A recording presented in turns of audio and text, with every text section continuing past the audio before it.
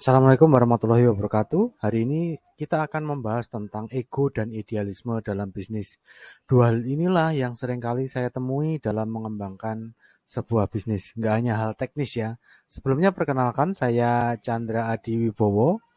Saya sebagai seorang pemilik adscreator.id untuk membuat iklan sebenarnya ya. Tapi saya pun kadang diminta sebagai bisnis digital strategi, sebagai konsultan di beberapa bisnis. Nah, kali ini saya ingin mencoba membantu Bapak Ibu supaya bisnisnya jauh lebih berkembang lagi dengan memanfaatkan ego dan idealismenya. Namun seringkali yang saya temui ya selama ini tuh eh, banyak bisnis yang terhambat karena bukan hal-hal teknis sebenarnya, tapi hal-hal yang sifatnya ego dan idealisme sebagai seorang pemilik bisnis. Menurut marketing.co.id, ego merupakan sumber dari konflik dan tidak ditemukannya kata sepakat. Dalam hal internal berarti sepakat dengan tim kerja kita. Kita terlalu mendominasi sebagai seorang pemilik bisnis. Apakah itu baik? Tentu saja baik ketika di waktu dan tempat yang tepat. Nah, ini ada beberapa penyakit mental sebagai seorang pebisnis ya. Saya pun juga mengalaminya dulu. Yang pertama, si paling tahu. Mereka merasa bahwa dirinya lah yang paling tahu tentang bagaimana bisnisnya berjalan.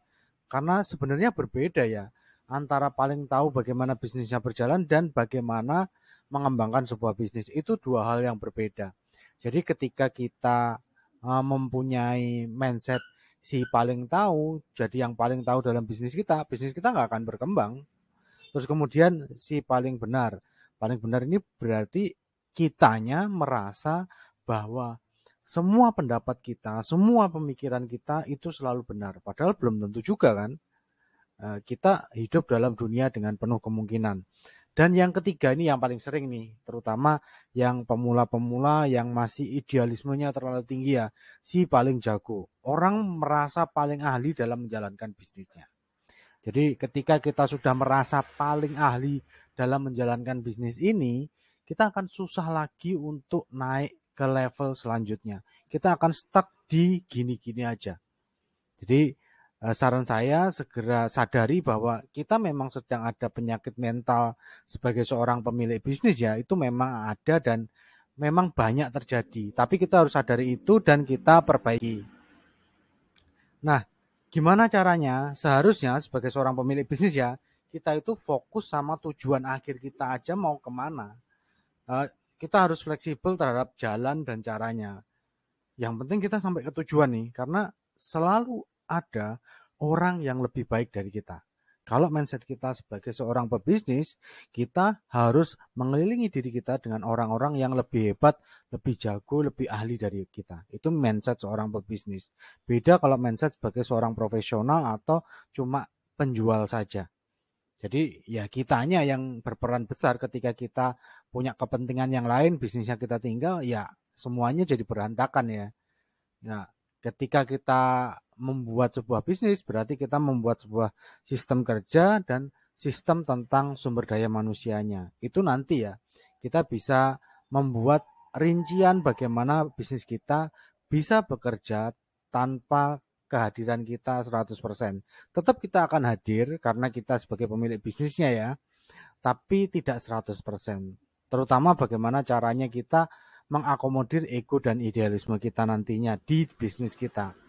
Lalu solusinya gimana untuk hal ini?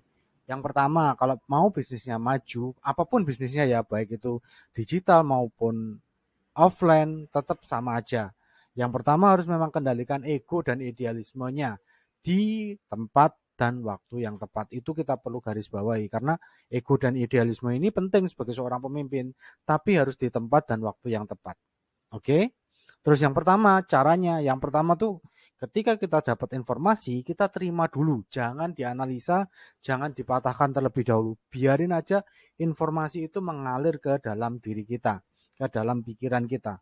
Terus yang kedua, lihat, cek data dan faktanya seperti apa, seperti data informasi yang kita dapatkan tadi. Berdasarkan data, fakta, sejarah di masa lalu juga. Kita bisa komparasi nanti.